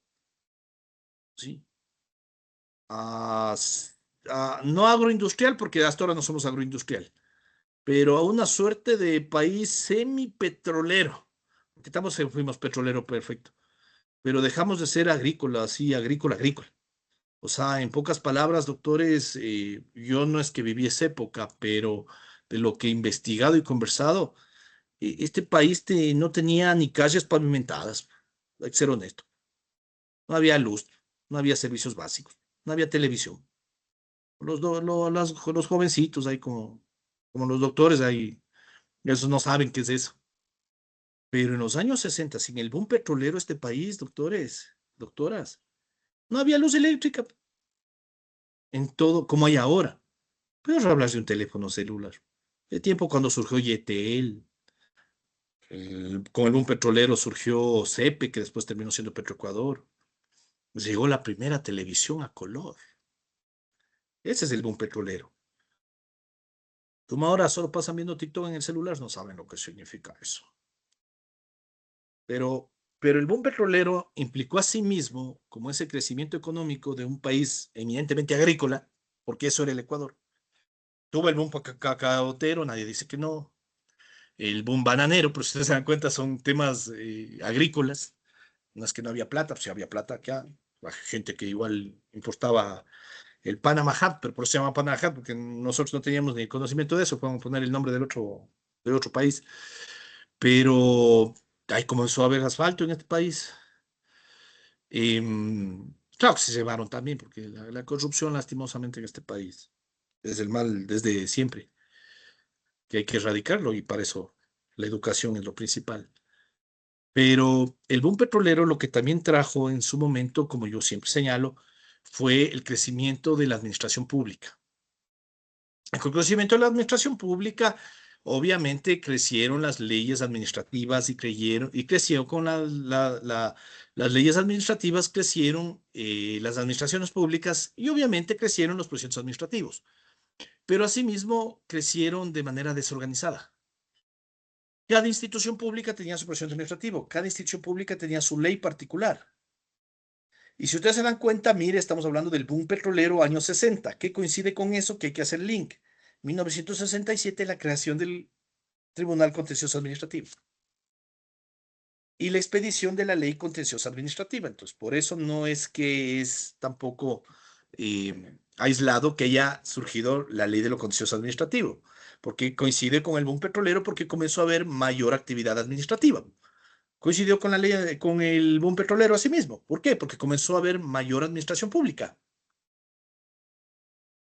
Sino que con la ley, con el boom petrolero, y eso se sabe aquí en el Ecuador, hubo un crecimiento tan acelerado de la administración pública, ¿cierto? Que no se puede hablar de que bestia surgió el procedimiento administrativo, sino que fue tal la creación de la administración pública y el crecimiento de la intervención del Estado en varios sectores que existió un sinnúmero de administraciones públicas con un sinnúmero de leyes y con un sinnúmero de procedimientos administrativos. Así de sencillo. De ahí quizás rescatable dos leyes que eran como, eh, por decirlo, comunes, aunque nunca dejaron de ser comunes, pero que mantenían una cierta uniformidad, pero que no mantenían el procedimiento administrativo, pero que una que otra norma tal vez aplicable y que vale referir que era la famosa ley de régimen administrativo, pero que no era más allá de la organización, ¿sí? Lo que ahora y hasta ahora sigue siendo, y en su momento en los años 90 fue el ERJAFE, pero la ley de régimen administrativo, que vale la pena referir en esos años, que fue 60, 70 y 80, pero no es que contenía un procedimiento administrativo extenso, determinado, no. Tenía algunas normativas, algunos conceptos, claro que sí, pero en una organización, desde el boom petrolero, y en adelante, hablamos 60, 70 y 80, ¿cierto? Hubo el crecimiento del Estado y cada institución manejaba con sus propias leyes y con sus propios procedimientos administrativos. Entonces, había administración pública, había régimen administrativo, había procedimientos administrativos, claro, pero cada administración pública tenía su procedimiento administrativo, ¿cierto? Por ahí tenían la ley de régimen administrativo, que era una ley para revisarla, tenerla, pero cada, cada administración pública manejaba su procedimiento administrativo. Entonces, si usted quería hacer un procedimiento administrativo, tenía que ir a cada ley, tenía que ir a cada administración pública, tenía que ver cada proceso, cómo manejaba, cada trámite, cómo lo tenía. Quizá ahí la ley de régimen municipal, que venía heredado más bien del concepto de, ya como les digo, de esa visión municipal que siempre tuvo otro origen y otra historia desde antes mismo, quizás como una visión de administración pública más uniforme, ¿sí? Como el núcleo de organización de administración pública. Eso con una visión de un gobierno amplio, extenso, una intervención del gobierno en muchos sectores. Pero como la historia es cíclica, ahí dijeron que el Estado era mal administrador, que por eso era inoperante, que no funcionaba bien. Entonces ahí vino en los años 90, no solo aquí en el país, a nivel latinoamericano, ojo, la ola de la privatización. Entonces ahí dijeron que como el gobierno era mal administrador, entonces hay que dejar a manos de privado que manejen las cosas. Y de la mano de esto vino la famosa ley de modernización del Estado, que es una ley que sí es importante verla para procedimiento administrativo, porque incluso hasta antes del Código Orgánico Administrativo, que más bien es reciente, trajo algunas de las normas más interesantes, más importantes y que se utilizaron hasta los años 2000, ¿sí? Y que hacían referencia y que servían mucho para el tema administrativo y para el procedimiento administrativo. Y que entró con una intención que era lo que siempre se traía entre la convicción de los administrativistas. Ahí ya estuve yo, no en los 90, pero ya en los 2000, porque la ley duró hasta los 2000. Porque una de las consignas que venían trayéndose desde los 60, 70 y 80 y que vino hasta los 90 y hasta los 2000, es que como en todas estas décadas, uno de los grandes problemas era que como había tantas leyes y tantas administraciones públicas, usted tenía tantos procedimientos, tantas administraciones públicas tenía, que un procedimiento lo tenía aquí y otro distinto acá, que una de las grandes consignas y peleas de los administrativistas era tener un procedimiento común. Y la lucha siempre era tener un procedimiento común, porque a la final la administración pública, para fines del ciudadano y del administrado, siempre era tener un procedimiento común, ¿cierto?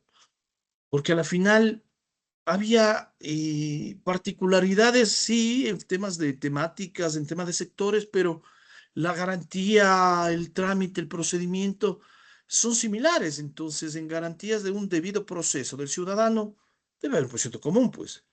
Porque si no, hoy estoy aquí, mañana voy al edificio de al lado y es todo lo contrario. Entonces, esa siempre fue la consigna y la ley de modernización de una u otra forma, ¿sí? Los que más viejitos como yo se han de acordar, fue un primer intento de eso, porque trajo unas normas muy interesantes y también con esta visión de modernización, por eso se llama modernización, con la idea de modernizar al gobierno. Pero no se quedó ahí, porque era ley de modernización del Estado, ¿sí? ¿Sí? Y privatización era la última. Me falta una palabra, ley de modernización del Estado, concesiones y privatización. Ya se me fue el nombre. Eh, entonces, no es que solo era la idea de eh, descentralización y privatización del Estado. Es el nombre completo. Si no estoy mal, déjame no pedirte descentralización. Era ley de modernización del Estado, privatización, sí, el nombre completo. Eh, la idea venía también de modernizar supuestamente el Estado, ¿cierto? Esa era la idea. Y ahí tuvo unas normas bastante interesantes, por ejemplo, silencio administrativo, recuerdo, ¿sí? Eh, el libre acceso al expediente administrativo, algunos temas muy interesantes que tenía esa ley de modernización que duró hasta el año 2000. Entonces, esa por el lado de ley, con una idea de tratar de plantear esta idea de un procedimiento común y aplicable a todos los ámbitos, ¿sí?, de la administración pública. ¿Por qué? Y ahí nos trae el ERJAFE. Porque por el planteamiento que se tenía en la Constitución, una de las limitaciones que tenía el Ejecutivo es que a él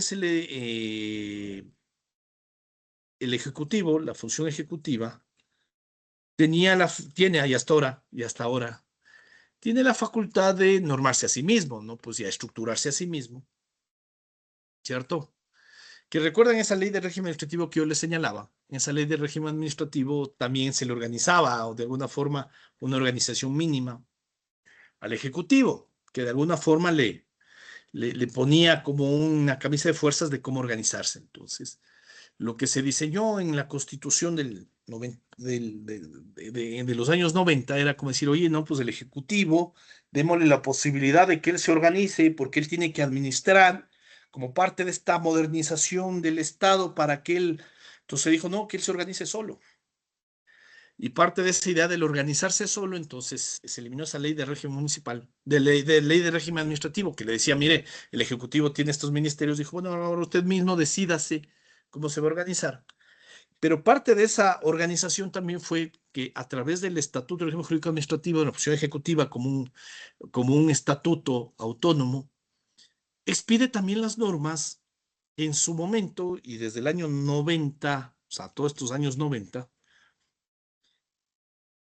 estableció lo que era el quehacer del derecho administrativo en el Ecuador, que era lo que regía el procedimiento administrativo en el Ecuador, con una particularidad, primero en el 94 y después lo que fue en el año 2002 con sus reformas, que un libro, y eso también anecdótico, porque resulta que un libro era una copia exacta a ver cómo era, sí, veamos, la anécdota es esta, sí, el primer libro era una copia exacta de la Ley de Procedimiento Administrativo Común de España, en esos términos. Entonces, traemos toda la visión del derecho administrativo español, pero cogemos el segundo libro y traemos en cambio toda la visión administrativa de Argentina, por poco copy-paste del uno y del otro. Y sacamos los dos libros. Así hicimos aquí en el Ecuador, doctores. Esos anécdotas, y lo que me graban después, digo, ya mismo me hacen TikToks a mí. Eh, entonces, el ERJAFE comienza a hacer la norma donde se pone toda la doctrina y todos los avances del derecho administrativo, con un problema de que, claro, si partimos de la división de poderes, le dicen, bueno, usted es el ejecutivo, esas son sus normas, a mí no me aplican. Y como, claro, aquí en el Ecuador lo menos que les gusta a la gente es cumplir las normas, vaya y dígale a las otras funciones del Estado, mire, pues si el jefe dice eso, es del ejecutivo, es para el ejecutivo eso. Oiga, pero aquí dice el acto administrativo, es la declaración unilateral del ejercicio de la función administrativa. Eso es para el ejecutivo. Pero aquí dice que la notificación es el ejecutivo. Yo tengo mi propia ley. Eso incluso llegaba, porque yo ya viví eso, por si acaso. Incluso llegaba a la administración pública institucional. ¿Cuál es la administración pública institucional? Porque a esos términos la denominaba el ERJAFE, que tuvo que aclarar eso, que eran aquellas que no eran parte de la función ejecutiva central, por decirlo así, ministerios, subsecretarías, viceministerios, sino, por ejemplo, superintendencias, ¿sí? Aquellas instituciones con autonomía económica administrativa. Esa era la institucional. Usted iba al Consejo, lo que es ahora el Consejo Nacional Electoral, pero eso es del Ejecutivo. Esto me rige a mí. Entonces, el ERJAFE, pese a que, claro, como les digo, era pero copy-paste ahí. O como dirían los guambras ahora, porque es tiempo no decíamos copy-paste. Era un plagio. De lo de España y de lo Argentina, tenía unos conceptos en ese momento, de avanzada. Pero claro, las instituciones públicas decían, no sé, eso es del Ejecutivo. Peor ir a decir eso en los municipios. Pecado. Porque en ese tema, como ya la ley de modernización del Estado comenzó a hablar de descentralización, uff, peor. Pecado hablas de eso ahí. Porque los del municipio, peor. Yo tengo mi propia ley, mis ordenanzas, peor. Pero como tenía conceptos bastante desarrollado y bastante de derecho administrativo, poco a poco fue calando en la cultura del derecho administrativo, sin lugar a dudas. Pero siempre tuvo esa resistencia, porque era emitido por el Ejecutivo, ¿sí? Era emitido por el Ejecutivo. Entonces, el ERJAFE, les hablo 31 de marzo de 1994, la ley de modernización es del año 93, ¿sí? Y la reforma que les digo, la reforma más grande en el 2002, cuando vino ya el tema del trámite de procedimiento administrativo y surge también esta bifurcación de los dos orígenes, tanto español y argentino, de los dos libros, hasta el 2002 duró todo el tema del ERJAFE. Entonces, el quehacer administrativo en cuanto a procedimiento administrativo, de una manera indirecta teníamos el tema del ERJAFE como una buena fuente del procedimiento administrativo, pero que tenía su resistencia en cuanto a competencia de la norma. Porque como era del Ejecutivo, claro, usted iba al ministerio, lindo, funcionaba, pero ya iba a otras instituciones, no querían aplicar. Cada institución tenía su propio reglamento, tenía sus instructivos, tenía su propia ley. Generalmente en esos años, todas las leyes tenían un formato distinto porque cada ley tenía su propio procedimiento y procedimientos o trámites y sacaba leyes, ¿cierto? Entonces seguía esta convicción de que los que hacían el derecho administrativo lo que buscaba en procedimientos administrativos, ¿qué era? De alguna forma, impulsar que haya normas comunes del procedimiento administrativo, ¿cierto? Normas comunes del procedimiento administrativo. Un primer hito que yo siempre señalo y que a la gente se olvida, si hubo normas comunes del procedimiento administrativo expresadas a sí mismo, que se dio en la Constitución de 1998, dichas como tales. Yo siempre resalto eso, no porque han decir el doctor es fanático de la Constitución de 1998, no para nada, pues, pero yo en eso sí me gusta señalar ese hito, no porque en las otras constituciones no constaba eso, sino que en las otras constituciones, si bien reconocía derechos, ¿sí? O se constituía, se reconocía ciertos principios, en la de 1998, ojo con lo que voy a decir, se establece la garantía del debido proceso con una importancia y una estructuración específica. ¿Sí me entiende? Eso yo sí resalto. Si alguien es de mi leva y así de los viejitos como yo, si me dice que en un anterior está tan específico y estructurado como la del 98, le acepto, pero yo que recuerde, y de lo que revisaron las constituciones, cierto es, si usted me habla, vea la tutela judicial, el derecho al debido proceso, como debido proceso, así específico no hay. Si usted me dice, no, el derecho a petición sí está en las otras constituciones, sí. El derecho a ser elegido, sí. El derecho se me ocurre cuál más, derechos propiamente derivados de lo penal, por ejemplo, en temas de la defensa. Sí había, sí, en las constituciones siempre había, pero una estructuración como debido proceso, si usted va a la Constitución de 1998 está. Entonces yo siempre sí me gusta rescatar la del 98, porque la del 98, Cuando uno habla de normas comunes al procedimiento administrativo, está la Constitución de 1998.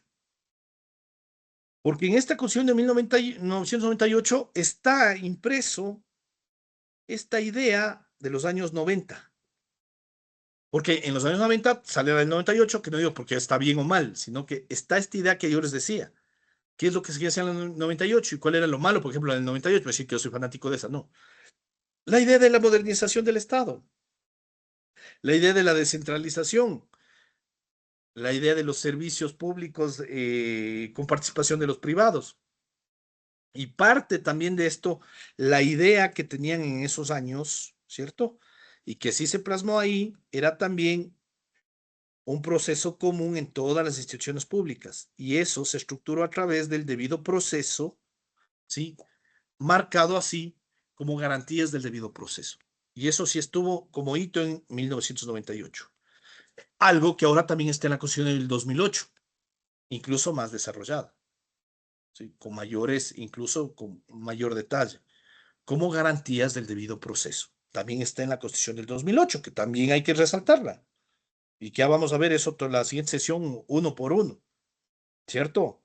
Entonces, cuando yo hablo, hay normas comunes, Constitución del 2008, ahí están las normas comunes del procedimiento administrativo, y que se aplican por jerarquía normativa.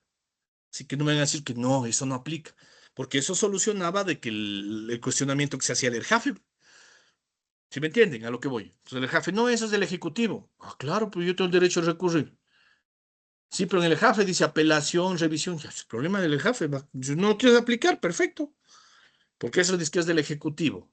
Pero yo en la Constitución me dice que tengo el derecho a recurrir. Pues no le pongas nombre de apelación, problema tuyo, pero yo tengo el derecho a recurrir por Constitución. Así que interpongo un recurso. Póngale el nombre que quieras, pero yo recurro. ¿Se me entienden a lo que voy? Entonces, si hay una norma común, que es recurrir. Entonces, ese sí es un hito importante del 98, pero como yo les digo, la historia es cíclica. Entonces, mientras en los 90 quisimos liberar y quisimos hacer un estado mínimo más pequeño, vino el deblaque bancario, que hay que insultarlo y hay que remarcarlo, que fue una pesadilla para los que vivieron eso. Yo viví eso, pero obviamente era un poco joven, entonces no lo viví lo más duro, eso vieron más mis padres, pero por ese debacle y por esa liberación y falta de control del Estado se dio pues el tema de la crisis financiera, crisis bancaria, que en cambio, como yo les digo, la historia cíclica, ¿qué hizo? Que en cambio regresemos a una visión de un Estado más interventor, un Estado que participa más de la sociedad, un Estado fuerte, un Estado grande, que por eso surge la Constitución del 2008, ¿cierto? Entonces surge la Constitución del 2008 con una ventaja que ya es la que les acabo de decir, que es, se mantiene la idea de las garantías del debido proceso, ¿sí? Surge y se tiene esta concepción de las garantías del debido proceso, ¿cierto? Sigue, para mí, esas son las normas de unas normas, procedimiento común, ¿cierto? Procedimiento común de procedimiento administrativo. Son las normas base del procedimiento administrativo, pero con una idea mayor todavía. Si en la Constitución del 98 ya se le dio una jerarquía constitucional, en la del 2008 toma mayor fuerza, porque resulta que en el 2008, ¿qué decimos? Miren, el Estado es constitucional de derechos y justicia. Entonces, esa idea del 98, encima más le elevamos más todavía, diciendo que somos constitucional de derechos y justicia, ¿cierto? Dándole más fuerza. Y realmente sí, y en eso sí, sí hay que reconocer que la cuestión de 2008 se hizo bien y realmente se comienza a dar más relevancia a los derechos y a los derechos y sobre todo a la garantía del debido proceso, pues, que toman mayor fuerza todavía, ¿cierto? Se toma mayor fuerza todavía estas normas comunes, ¿sí? Del 2008. Y realmente el procedimiento administrativo comienza, no, desde el 98 ya comenzó a tomar fuerza esto, pero en el 2008 tomó mucho más fuerza, que si usted me pregunta a mí, eh, el procedimiento administrativo termina para bien, para bien, termina sustanciándose a tomar un giro al resolverse también por temas constitucionales. Hoy por hoy, si usted hace un procedimiento administrativo, yo mismo hago esto, también hace un ejercicio constitucional en procedimiento administrativo. O sea, ya no es solo el ejercicio de coger la norma, sino que uno siempre parte de temas constitucionales. Yo mismo hago eso. Y ese sí creo que es un cambio conceptual interesante, que es lo que insisto, que siempre dice Prieto Sánchez, la constitucionalización del ordenamiento jurídico. Entonces, eso sí es un hito importante en procedimiento administrativo. ¿Qué sucede con eso también? Se emite, eso quería ver la fecha, pero no lo he anotado acá, se emite el Código Orgánico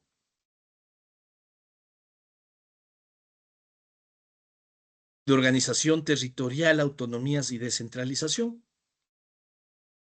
que deroga la famosa ley del régimen municipal, con una concepción de ese código orgánico mucho mayor, más grande, que en su texto original, ¿cierto? Trae una innovación bastante interesante en su momento y establece un procedimiento administrativo común para todos los gobiernos autónomos descentralizados. Cierto, dijo el consejero. Esto en el año 2010, 19 de octubre de 2010. Emiten el COTAD, y eso también es un hito importante porque cuando se emite el COTAD, tenía un capítulo de procedimiento administrativo común y que fue un hito importante, al menos en número, porque mientras usted en ese tiempo ya tenía la Constitución, que eran las garantías del debido proceso, aplicable a todo el Ecuador y a todas las administraciones públicas, tenía el ERJAFE, que ya como desarrolló conceptualmente, termina doctrinario, todo ya tenía mayor aceptación al menos, emiten el COTAD, ¿cierto? Emiten el COTAD con un procedimiento administrativo común para todos los gobiernos, todos descentralizados. Y ese capítulo de procedimiento administrativo común, misma historia, copy-paste de la ley de procedimiento administrativo común de España. Y como hito normativo es importante porque al menos en número, si me entienden, aplicaba a la mayor cantidad de administraciones públicas que hay en el país, que son los gobiernos autónomos descentralizados, pues. Es la mayor cantidad de administraciones públicas. Entonces, hubo un tiempo desde el año 2010 hasta el año 2017 en que se sustanciaban procesos administrativos en GATS con un procedimiento administrativo común, al menos en GATS, y con jerarquía de ley orgánica. Entonces, ¿usted qué tenía? Además, la ley de modernización seguía vigente, ¿no? Por si acaso. Seguía vigente. Entonces, tenía usted el ERJAFE en el Ejecutivo, la ley de modernización que sí se aplicaba porque era ley ordinaria, aplicaba en instituciones públicas, ¿sí? Porque era ley ordinaria, la Constitución que aplica igual en todas las instituciones, y tenía el COTAD, que aplicaba en un gran número de instituciones porque aplicaba GATS. Y finalmente, un gran hito que me hubiera gustado que salga mejor, pero bueno, ya la salida, los que sabemos. Nadie sabe qué, porque se trabajó tanto en ese texto, más lo que manden comentarios, que hagan comentarios, trabajaban, mandaban, como 8 años trabajaron en eso, creo, desde el 2010 mandaron. 7 años, 7 años. Más lo que se trabajó en ese texto y mandaron, total, mandan mal. Más lo que, pucha, analizaron tantas veces y el rato otros mandaron mal. Pero finalmente toda esta consigna desde los años 60 se materializa, la consigna nomás, porque ahí dice cada cosa, ya van a ver con pues muero dirás, pero bueno, ya. Hecho está. Se expide el Código Orgánico Administrativo con la idea de emitir una ley, ¿sí?, que rija todas las administraciones públicas en el país. Por eso es que se deroga también esto del COTAD, el capítulo del procedimiento administrativo común, porque se entiende que el COA también aplique a los gobiernos autónomos descentralizados. ¿Sí? Con la misma concepción que se tiene en España de la ley de procedimiento administrativo común. ¿Sí? Con la idea de que, claro, cada institución tendrá sus normas especiales en el sentido de su especialidad en materia, algo. Pero la idea del Código Orgánico Administrativo era la base común a los procedimientos administrativos. ¿Ya? Entonces se logra la consigna, pero Dios mío, lanzan. Como es año 2017, y eso ya vivían todos ustedes, doctores, eso sí me consta, por si no, no estuvieran en esta edad cogiendo una maestría. Sí, no estamos en la escuela, sino ya por la edad de ley vivían en el 2017, doctores y doctoras. 2017 de ley estaban. Se acordarán quién estaba. Expiden pues el Código Orgánico Administrativo, al menos con la consigna de que rija para todas las administraciones públicas. Al menos con la consigna, porque ya vamos a ver cómo quieren bajarse la camioneta toditos. Y con muchas falencias, pero en ese momento, y voy a sustentar por qué lo digo, ya voy a sustentarlo por qué lo digo, voy a sustentar lo que digo. Eh, por el momento histórico que se emiten una ley con esa consigna, pero con un corte totalmente estatista.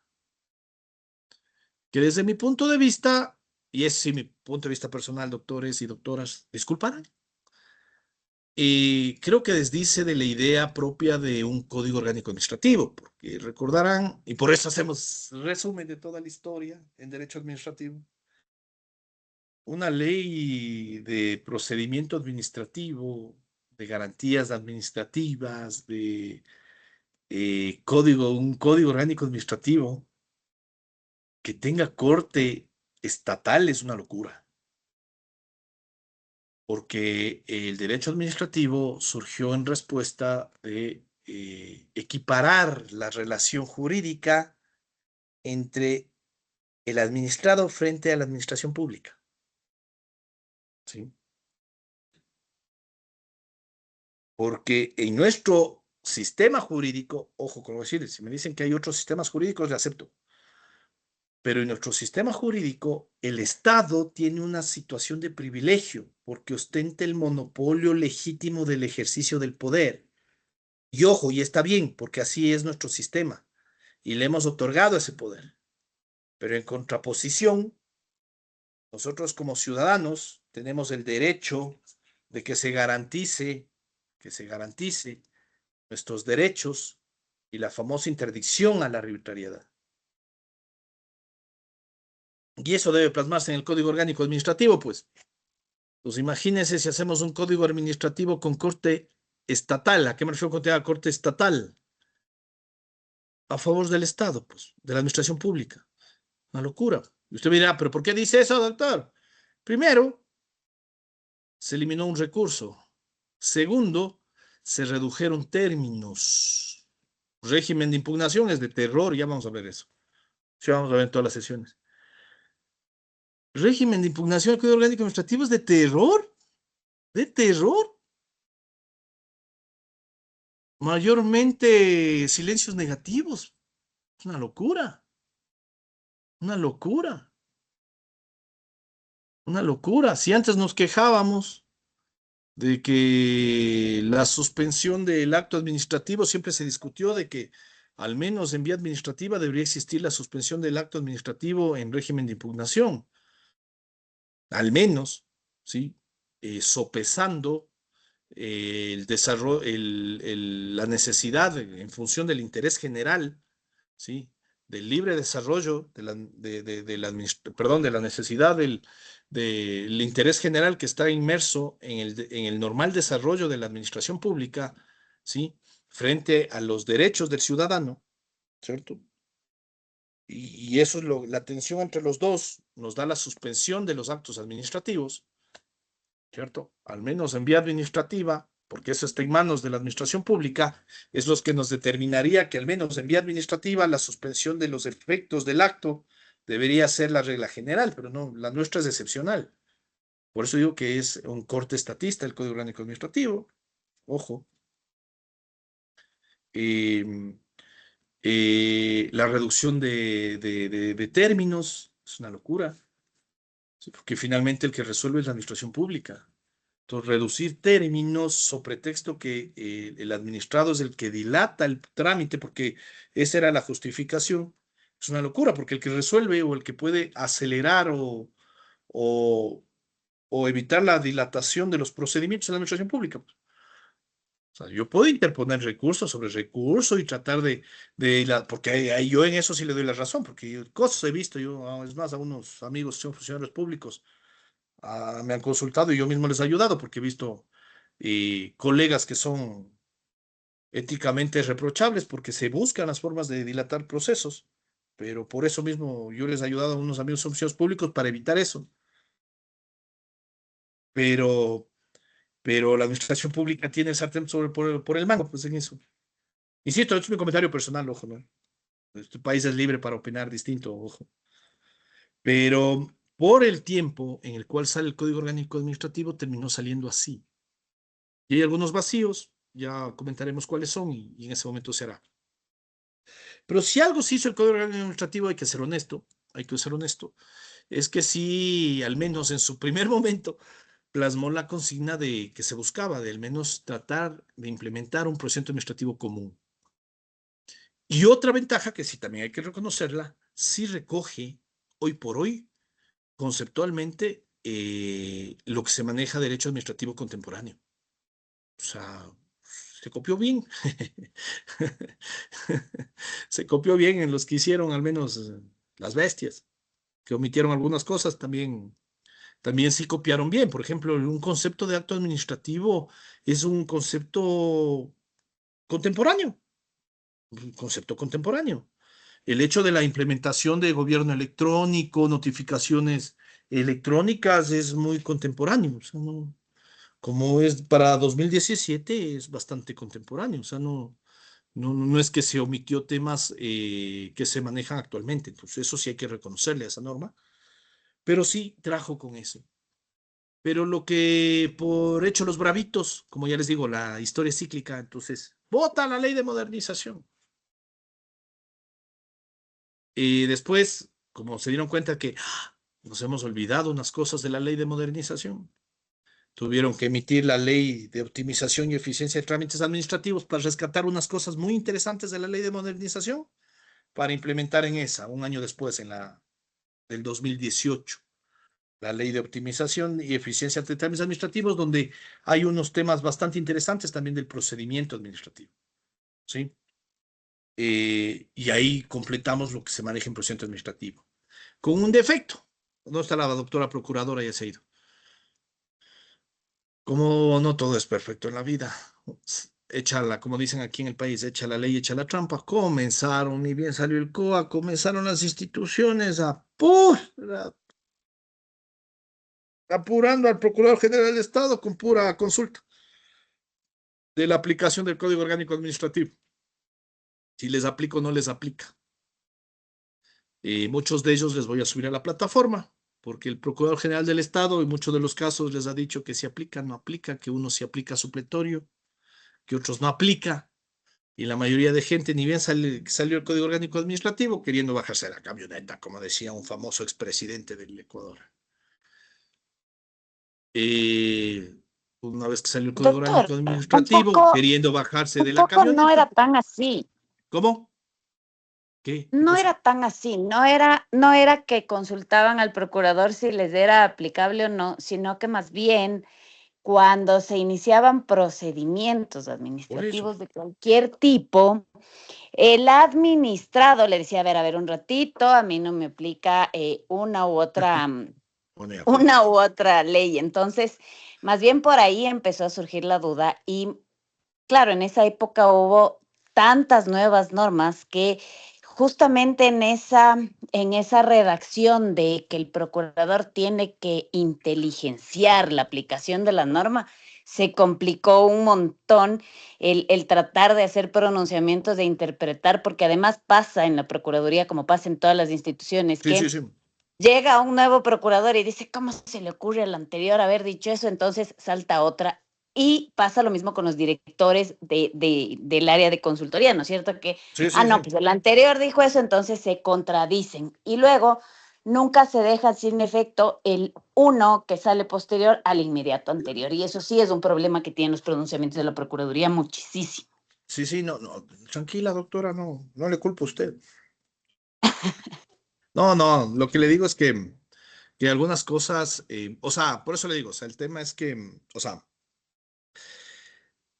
a ver, ¿qué quiero llegar a la conclusión? A ver, el Código Orgánico Administrativo está, ya vamos a ir a eso. Si, por ejemplo, usted va al ámbito de aplicación, eh, ya vamos a ver eso del tema de ámbito de aplicación, pero el Código Orgánico Administrativo mismo se encargó de confundir en el ámbito de aplicación. Eh, por ejemplo, en temas de Contraloría mismo, yo con ellos mismos he discutido esto. Cierto es que en el ámbito de aplicación ahí dice, ¿sí? Hace una exclusión con respecto a los procedimientos, ojo con lo que voy a decir, tema de procedimientos, ¿cierto? Eh, de responsabilidad, que tiene que ver con Contraloría. Pero si usted les pone al tema de conceptual de cómo contar los términos y plazos, eso no venga a hacerse, porque se le excluye. ¿De dónde más me va a dar el concepto del Código Orgánico Administrativo? Pues solo ellos quieren contar los plazos como ellos quieren. Si la norma está ahí, pues Código Orgánico Administrativo, regla de solución de antinomias. No, pero ahí sí ellos sí quieren hacérselos. Pero está clarito, el Código Orgánico Administrativo dice que nos excluye a nosotros. Entonces no aplican el concepto de acto administrativo que está en el COA. Pero cuando les conviene, entonces ahí sí apliquemos el COA. A eso me refiero, doctora, con el que quieren bajarse de la camioneta. Y otras instituciones, vamos a ver unas consultas que les hicieron, ya finalmente las instituciones también ponen su comentario, pues doctora, ¿no? Usted que les resuelve las consultas. Eh, eh, claro, o sea, a final de cuentas la institución pone también su criterio jurídico ahí. Es que la intención, a lo que voy, la intención de un procedimiento administrativo común, al menos, es la garantía de que, y a eso regreso al tema constitucional, que es lo que vamos a hacer también en la siguiente sesión, es que la garantía, y eso sucede, doctora, y eso nos sucede a todos los ciudadanos a pie. No puede ser posible que yo voy a hacer algo en un lugar y sea totalmente distinto en otro lugar. No sé si les ha pasado. Uno hace aquí en Quito una cosa y va a Sangolquí más que es acá a 20 minutos. Eh, Oiga, y es otro planeta. Peor si va acá a Puerto Quito, otro mundo. Y a veces son cosas del mismo, igualitas, las mismas cosas.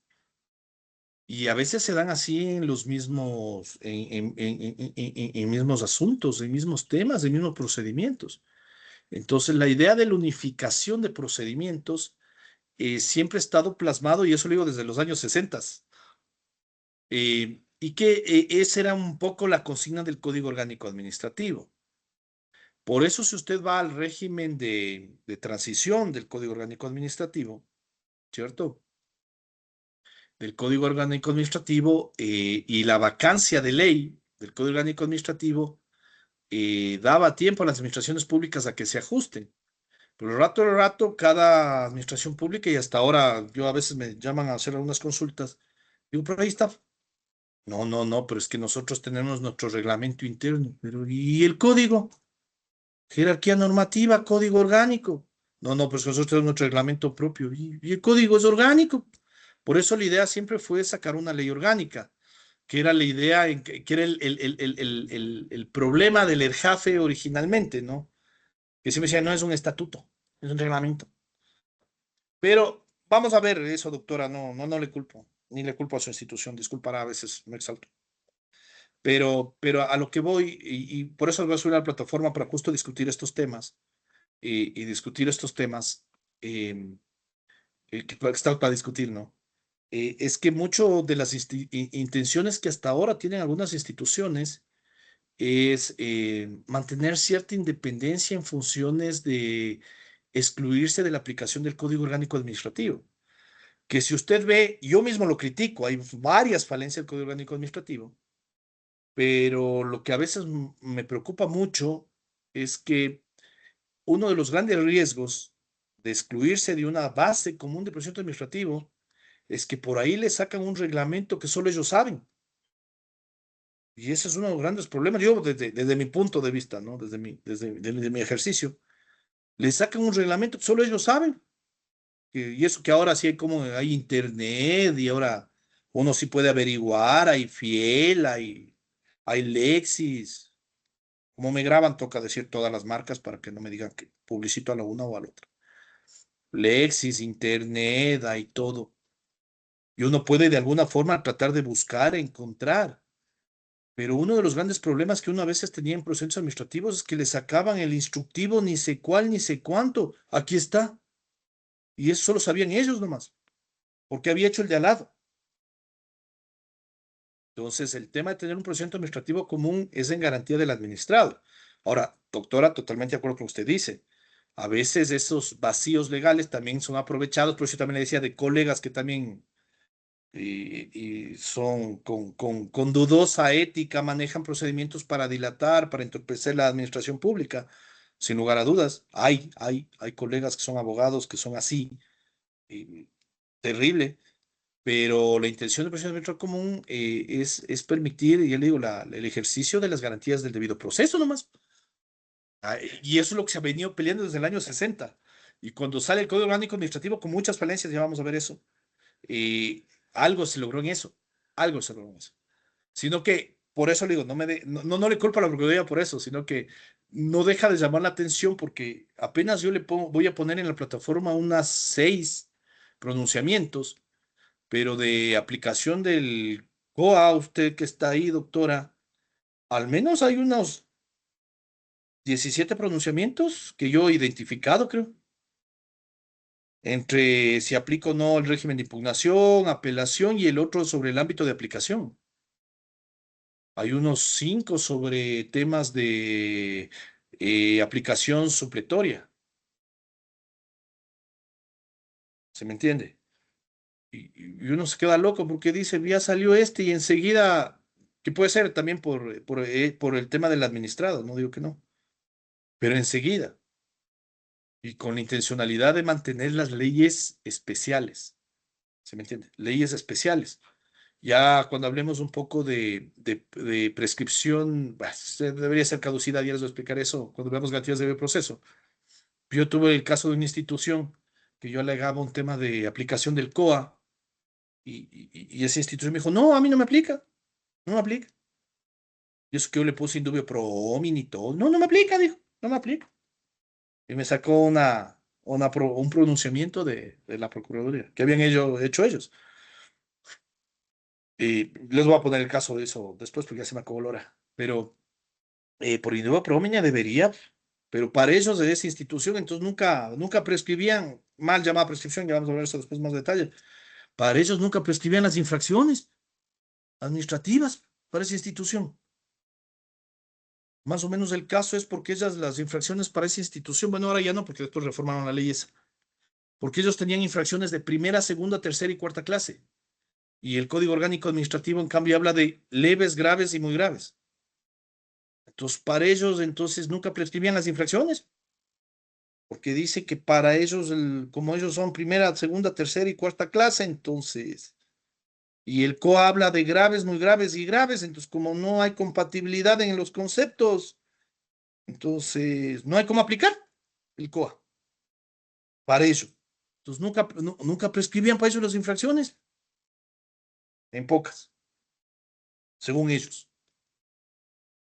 Para que vea, doctora. Pero no, o sea, son temas de debate, doctora, no, disculpará si me excedí mis palabras. Estamos, doctores, doctoras. Eso es lo que les quería contar a breves rasgos de las historias de anécdotas del contencioso administrativo, del proceso administrativo. Les recomiendo, les voy a subir ya en la plataforma, es que no encuentro mi flash memory, yo no sé por qué. Es que ahí tengo el escaneado. Lean, es una lectura interesante que es de la historia del contencioso administrativo, porque estas historias, estas anécdotas, de este devenir histórico, nos da mucho el contexto y mucho del pensamiento de lo que está funcionando hoy por hoy. Y el entender esto y a veces de lo que funcionaba atrás nos ayuda al ejercicio actual. Doctor, ¿Listo? de quién es el autor del doctor Edgar Neira. Ah, ya. La Sí. jurisdicción contenciosa administrativa, reflexión jurídica sobre sus disfuncionalidades. Es la primera parte de ese libro. Ya le subo yo el escaneado. Porque es justo el caso ecuatoriano. Ya le subo yo el escaneado. Déjeme un coche en todo este relajo de mi escritorio. Debe estar mi flash memory por acá. Pero ya le subo a la plataforma. Ahí está el escaneado de la parte pertinente. ¿Sí? Ahí está cómo se originó, está justo lo que hemos hablado, los hitos importantes. Lo del procedimiento administrativo no está. Eso es en memoria. El del contencioso administrativo está. Pero lo de la ley de modernización sí está, y lo de la Constitución de 1998 está. Eso sí está. ¿Sí? Hasta ahí, doctores, doctoras, con eso nos vemos el día de mañana para arrancar con debido proceso. Ahí vamos a hablar unos temas interesantes de precedentes jurisprudenciales. ¿Sí? Ok. Jurisprudenciales, tanto Corte Constitucional como Corte Nacional también. Perfecto. Doctora delegada, ¿dónde está la doctora delegada? Ni se ha ido. Se ha ido la delegada. Listo, doctores, doctoras, nos vemos.